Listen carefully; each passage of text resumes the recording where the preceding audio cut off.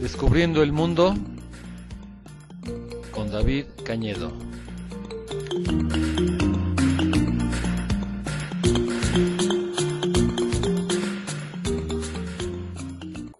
Hola, ¿qué tal? Aquí estamos como todos los miércoles a las 5:30 en este su programa Descubriendo el Mundo con David Cañedo. Qué bueno que nos están escuchando para que nos informemos un poco más de cómo nuestro mundo, nuestro planeta tiene tantísimas cosas que nunca acabaríamos de platicar de ellas. La semana pasada estábamos viendo el tema del Imperio Mongol. Ya ven que quiero hacer un recuento, una serie de los grandes imperios que ha habido a lo largo de la historia y las causas por las que han caído. Esto es muy interesante porque en muchos de los imperios se descubre que hay causas similares. Y la razón por la que los imperios surgen y después decaen, a fin de cuentas, como dicen la historia, se repite. Bueno, pues el Imperio Mongol, les estaba yo diciendo que es el más grande imperio terrestre que ha habido. En 6.000 años de historia escrita, el Imperio Mongol es el que más llegó a abarcar. Llegó a conquistar prácticamente la totalidad de Asia. Algunos rinconcitos se le escaparon, pero Asia, que es el continente más grande de todos, casi era territorio del Imperio Mongol. Y le estaba yo diciendo, la semana pasada les platiqué cómo surgió con un líder que tuvieron, que al parecer era una persona muy carismática, de Gengis Khan, que se las arregló para unir a todas las tribus mongoles y turcómanas que vivían en Asia Central, las unió a todas y formó un ejército que era formidable. Y con este ejército conquistó todas las grandes centros de civilización que había en aquel entonces, como por ejemplo China, Persia, Rusia, llegó hasta Europa. Y conquistaba, era famoso por su barbarismo, llegaban a los lugares, arrasaban con todo, si no se les rendían. Ahora les voy a seguir contando un poco de esta historia porque realmente es muy interesante. Y uno se pone a pensar, bueno, pues a mí qué me importa lo que pasó hace 800 años o hace 700 años, qué relevancia tiene en nuestras vidas. Pues aunque uno no lo crea, pero sí la tiene. Y ahorita les voy a explicar por qué. Lo que sucede hace cientos de años puede tener consecuencias que se siguen arrastrando y arrastrando hasta la época actual. Algo así sucedió con el Imperio Mongol. Cuando falleció Gengis Khan, el imperio se lo dividieron entre los hijos, como suele suceder, aunque nominalmente seguía bajo una sola autoridad central. En realidad, en un imperio tan grande era prácticamente imposible manejarlo desde un centro. Entonces, en la práctica, aunque seguía siendo un solo imperio, pero cada uno de los hijos o de los nietos empezaron a hacerse de zonas de influencia. Cada uno escogió una parte del imperio y se dedicó a mandar ahí como quería. Bueno, uno de ellos, el más famoso de todos, fue Kublai Khan. Kublai, aunque nominalmente era el emperador de todo, en la realidad él basó su parte del imperio en lo que actualmente es China. China ya había sido conquistada por su abuelo Gengis, China del norte, pero él terminó de conquistar todo el sur de China, trasladó la capital del Imperio Mongol. Bajo Gengis Khan la capital era una ciudad que se llamaba Karakoram y él trasladó esa capital a China, a un lugar que llamó Jambaluk, que está en lo que actualmente es la ciudad de Beijing. Esa ciudad de Beijing se llamaba Jambaluk, la fundó Kublai Khan hace 750 años, no sé si la haya fundado, quizás había algunas chozas antes o alguna ciudad pequeña, pero en cualquier caso Kublai decidió que ahí era el lugar para poner la capital de su imperio. Y se hizo un mandarín chino, adoptó las costumbres chinas, hasta el idioma ya lo hablaban el chino, aunque seguían hablando el mongol, pero se adaptaron completamente a la vida china. Ya está, fundaron una dinastía, una de tantas dinastías chinas. La dinastía de los mongoles se llamó la dinastía Yuan. Ahí estaba este Kublai, y otros de sus primos o de sus hermanos también se dedicaron a seguir conquistando partes del imperio. Otro que fue muy famoso, esto es muy interesante para aquellos de nosotros que nos interesa un poco la historia, no estoy seguro si era hermano o era primo de Kublai, uno que se llamó Hulagu. Hulagu Khan Este fue famoso porque le dio completamente en la torre al imperio persa y al árabe. Él conquistó todo Asia Central, Samarcanda, todas esas ciudades de Asia Central. No le bastó con eso, entró a Persia, arrasó, no le bastó con eso, se siguió hasta la ciudad de Bagdad. Y esto que les quiero comentar en esta sesión es precisamente las repercusiones que la toma de Bagdad han tenido hasta la fecha. Es realmente muy interesante. Bagdad se encuentra a miles de kilómetros de distancia de lo que actualmente es Mongolia. Son varios miles de kilómetros, pues hasta allá fueron a dar los mongoles. Los mongoles atravesaron toda Asia, llegaron hasta Europa, asolaron Rusia. Fue realmente un imperio enorme. Y ese cuate Hulagu le traía ganas a la ciudad de Bagdad. Bagdad en su momento fue una de las ciudades más grandes del mundo. Por el año 800 o 900 de nuestra época, era junto con Chang'an en China y Constantinopla, que era la capital del Imperio Bizantino. Esas tres eran las ciudades más grandes del mundo en aquel entonces. Bagdad ciertamente sobrepasó la cifra de 1 millón de habitantes en aquel entonces. Estamos hablando por el año 800 de nuestra época. Bagdad tenía más de 1 millón de habitantes. Era una ciudad inmensa, realmente inmensa. A Bagdad llegaban caravanas de todas partes del mundo árabe y del mundo persa, de India, hasta de China, llegaban caravanas a Bagdad. Era una ciudad fabulosa. Aquellos de ustedes que han tenido la oportunidad de leer Las Mil y Una Noches, ese libro, Las Mil y Una Noches, aunque es mítico, ahí habla de genios en la botella y de las alfombras mágicas y de todo eso, pero es un retrato bastante digno de lo que sería la vida en el Bagdad medieval. Realmente era una ciudad fabulosa. Ahí era la sede del califato. El Islam no tiene una jerarquía como la tiene, por ejemplo, la iglesia cristiana. En el Islam, el califa era el sucesor, era sucesor directo en línea desde Mahoma, que había sido el profeta. Mahoma señaló un sucesor y cada uno tenía sucesores, y esos eran los califas. Y el califa de Bagdad era una de las personas más poderosas del mundo árabe en aquel entonces. Y el califato estaba en la ciudad de Bagdad. Además, Bagdad era la capital del imperio, así se llamó el imperio abásida. De esto ya les hablaré en otra ocasión. El asunto es que era una ciudad muy, muy importante en aquel entonces. Y la toma de Bagdad, la toma, el saqueo y la destrucción de Bagdad por los mongoles en el año 1258 fue un parteaguas de la historia de Asia, que ha tenido consecuencias hasta la fecha. Así como en América, por ejemplo, podemos decir que una fecha clave de la historia de América fue hace 500 años cuando Cristóbal Colón desembarcó en Guanajaní y de ahí se siguieron todos los demás conquistadores. Fechas clave de la historia, allá en Asia Central, la toma de Bagdad definitivamente fue una fecha importantísima. El asunto es que llegaron los mongoles ya le traían ganas a esa ciudad. Bagdad pues era la capital del imperio abásida. Era una ciudad fabulosa, llena de riquezas, y los mongoles no podían quedarse con la tentación.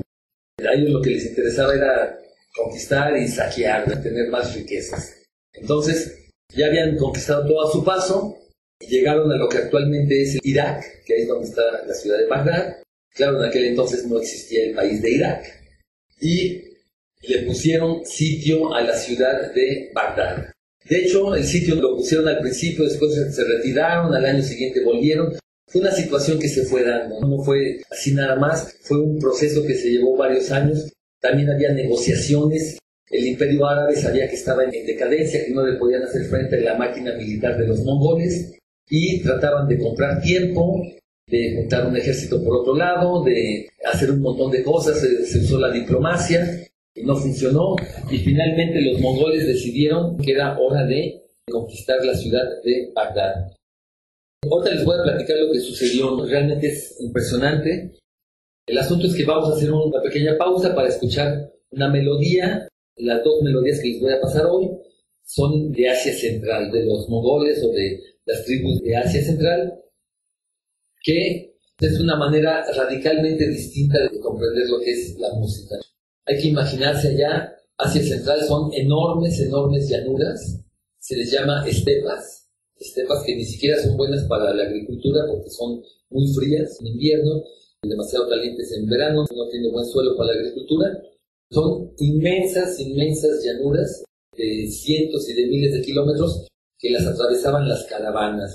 La famosísima Ruta de la Seda, por ejemplo. Que de eso también vamos a seguir hablando. El caso, vamos a escuchar la primera melodía de Asia Central.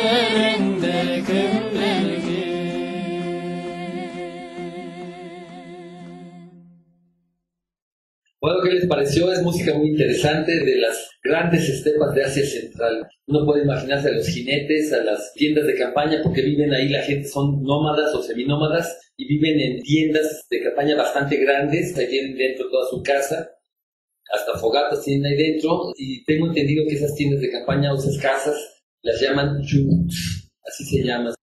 Bueno, pues estaba yo contando que la toma de Bagdad por los mongoles en el año 1258 es una de las grandes fechas de la historia, de los grandes eventos que sucedieron en esa parte del mundo. Quizás acá en América no estamos nosotros enterados de esa situación, pero para la gente de allá ha tenido consecuencias tan importantes como quizás acá en América tuvo la fecha, repito, hace 500 años cuando desembarcaron los españoles. El asunto es que los mongoles pusieron sitio en la ciudad de Bagdad.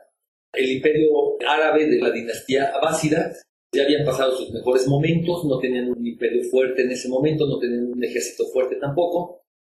Para los mongoles, que había toda una maquinaria militar formidable, los mongoles arrasaron, ¿sí? Arrasaron. Las negociaciones fallaron y finalmente fue el sitio y la toma de Bagdad.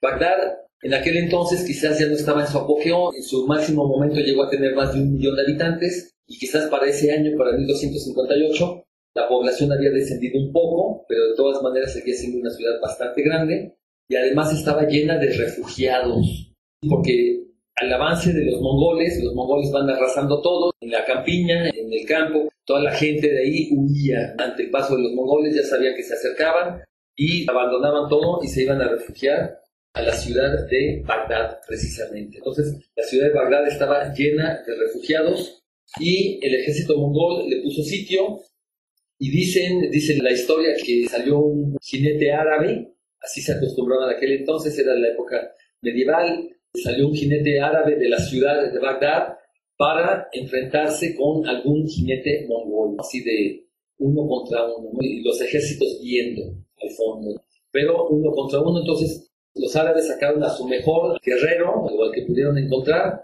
para que se enfrentara a uno de los guerreros mongoles. Y fue lucha de uno contra uno a caballo, y el jinete árabe no pudo contra el mongol, ahí mismo lo mataron.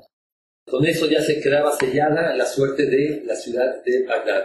El hecho de que su mejor guerrero no pudiera hacerle frente al guerrero mongol fue desmoralizante. Entonces, aunque todavía se defendieron, pero rápidamente los mongoles tomaron la ciudad, y parece que fue una verdadera masacre lo que sucedió entonces.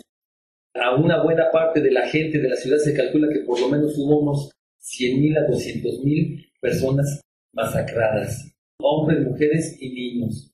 Los mongoles llegaban, arrasaban con lo que encontraban, dejaban montañas, verdaderos montones y montones de cadáveres. Bueno, algo terrible. El asunto es que la ciudad de Bagdad cayó al califa, el último califa de la dinastía básida, se llamaba un señor Al-Mustasim. Lo tomaron preso, y como siempre sucede en esas ocasiones, al preso era un preso noble, al principio lo trataron bien, y finalmente también lo eliminaron. Supuestamente, dice la leyenda, hay varias versiones de cómo murió Al-Mustasim. Una de ellas es que lo dejaron en una torre encerrado con todos sus tesoros, y le dijeron que se alimentara de sus tesoros, que hasta le preguntaron que por qué con todo ese oro no lo había utilizado para pagarle a sus ejércitos, y que lo dejaron encerrado en una torre con todo su oro a que se muriera de hambre o a que se comiera el oro. Esa es una versión. La otra versión es que, como era una persona noble, que lo envolvieron en una especie como de alfombra y le dieron de patadas hasta que se murió, o algo así. ¿Quién sabe qué haya pasado realmente? El asunto es que para el Imperio Árabe fue una tragedia estrepitosa, impresionante. Resulta que la cultura árabe, durante toda la Edad Media, después de que había caído el Imperio Romano, en Europa cayeron en lo que se le llama la época medieval, que se tienden en llamarle oscurantista. No es que realmente haya sido oscura, pero simplemente la civilización romana había perdido el combustible, se vino para abajo, y le llevó cientos de años a la civilización europea volver a levantarse. Entonces, durante siglos y siglos, durante toda la época medieval, la mayor parte de la gente en Europa era analfabeta. Los frailes en los monasterios eran la gente que se encargaba de conservar el conocimiento. Y mientras Europa estaba en esa época medieval, el mundo árabe estaba en plena efervescencia, ¿no? El mundo árabe fue el que tomó el relevo, se podría decir de esta manera, del conocimiento. Todo el conocimiento griego, romano, fue preservado por los árabes, y los árabes además hicieron enormes contribuciones a las matemáticas, a la astronomía y a muchas otras cosas. Entonces la cultura árabe tuvo su momento de esplendor. Más o menos del año 700 al año 1200 fue el esplendor de la cultura árabe, cuando en Europa estaban en el oscurantismo. Nada más para poner un ejemplo, en la ciudad de Bagdad tenía más de 1 millón de habitantes en el año 800 de nuestra época, y por esa misma fecha la capital de Carlomagno era el gran emperador de los francos, en lo que actualmente es Francia y Alemania, Y la capital de Carlomagno, una ciudad que se llamaba Aquisgrán, apenas tenía 5,000 habitantes. ¿Cómo vamos a comparar el imperio de Carlomagno con su capital con 5,000 habitantes con el imperio árabe, cuya capital era Bagdad, con más de 1,000,000 de habitantes? La cultura árabe era la preponderante, era la cultura que predominaba en el mundo en aquel entonces.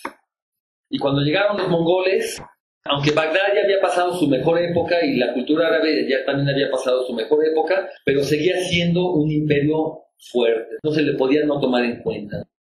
Y al llegar los mongoles y destruir el centro de la cultura árabe, que era Bagdad, se vino para abajo no solo el imperio abásida, sino también últimamente la civilización árabe, afectó a toda la civilización árabe.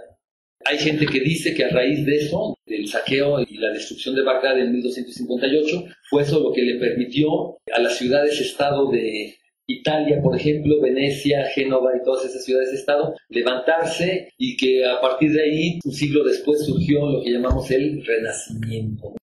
El Renacimiento en Europa habría sido posible, desde ese punto de vista, habría sido posible gracias a que ya la civilización árabe, al destruirse esa civilización, le permitió a los europeos también volverse a levantar. El asunto es que tuvo consecuencias. La decadencia del imperio árabe y la toma y el saqueo de Bagdad fue una enorme catástrofe para la cultura árabe. Entre los 100,000 o 200,000 muertos, pues también fue un saqueo de las bibliotecas, de los centros de cultura. A mucha gente de los sabios, los intelectuales, los mataron o los exiliaron. Fue toda una serie de cuestiones que sucedieron. Y allá en Mesopotamia, que es donde estaba esta ciudad, Bagdad, Mesopotamia tenía toda una red de canales que se usaban para irrigar la tierra. Y todos esos canales fueron destruidos por los mongoles. Hasta la fecha, 700 años después, Irak no se ha recuperado. Bueno, son las cosas que suceden a lo largo de la historia. Este señor Hulagu, que conquistó esa parte de Medio Oriente, últimamente, para que vean las ironías de la historia, lo que sucedió últimamente es que se dedicó a gobernar todos esos territorios donde estaba, y finalmente los mongoles fueron asimilados por las culturas locales. Eso significa que se convirtieron al Islam y empezaron a hablar árabe. Y muchos de ellos abandonaron sus raíces mongólicas y simplemente se fusionaron con la población local como dirigentes al principio, hasta que finalmente los árabes hubo alguna reacción. Esto fue 80 años después o 100 años después, y terminaron de expulsar a los últimos mongoles. Ese fenómeno de los conquistadores que se terminan integrando con las poblaciones locales, eso ha sucedido en muchísimas ocasiones. Es lo que les decía también con el otro hermano, Kublai Khan, que terminó haciéndose chino. Para poder gobernar China, el requisito finalmente fue abandonar sus costumbres mongolas y hacerse chino, empezar a hablar en chino, tener su corte con consejeros chinos, etcétera, etcétera, y finalmente se terminaron, después de 1 o 2 generaciones, terminaron fusionándose con la población local. Los mongoles que no se fusionaban finalmente fueron expulsados. Y así es sucedido en muchas ocasiones, y esas son de las grandes, grandes ironías de la historia. Bueno, pues, ¿qué les parece? Como les digo, este imperio mongol, el imperio más grande que ha habido en la historia de la Tierra, el imperio terrestre más grande, porque, por ejemplo, el imperio británico abarcó todavía más territorios, pero era básicamente un imperio marítimo. En cambio, sobre tierra, el imperio mongol fue enorme, enorme el área que llegó a dominar. Y aunque después se colapsó el imperio mongol fue una enorme llamarada de petate, o de metate como se diga, una enorme llamarada que barrió todo Asia, no dejó pies con cabeza, dejó todo alborotado, pero finalmente esa ola, así como llegó, también se fue, ¿sí? 200 años después de Genghis Khan, el imperio mongol ya había desaparecido por completo. Apenas 200 años después de la época de Genghis Khan, ya el imperio mongol se había convertido de nuevo en una serie de tribus separadas, luchando entre ellas, sin menor influencia más allá de sus propias fronteras.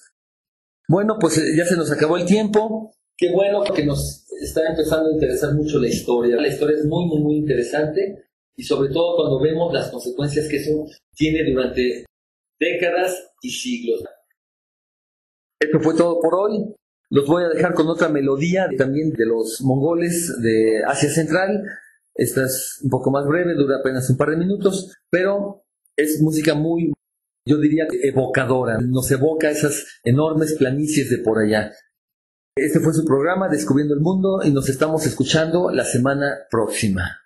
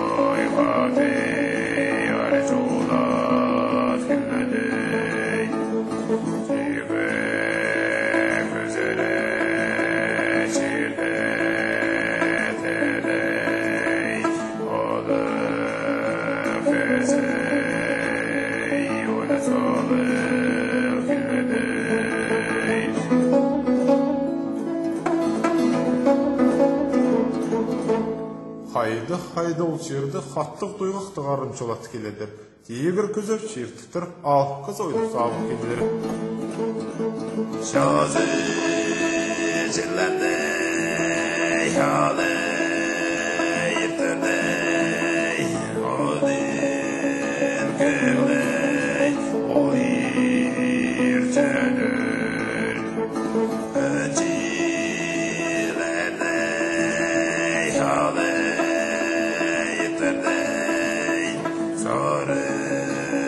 Sarna ohi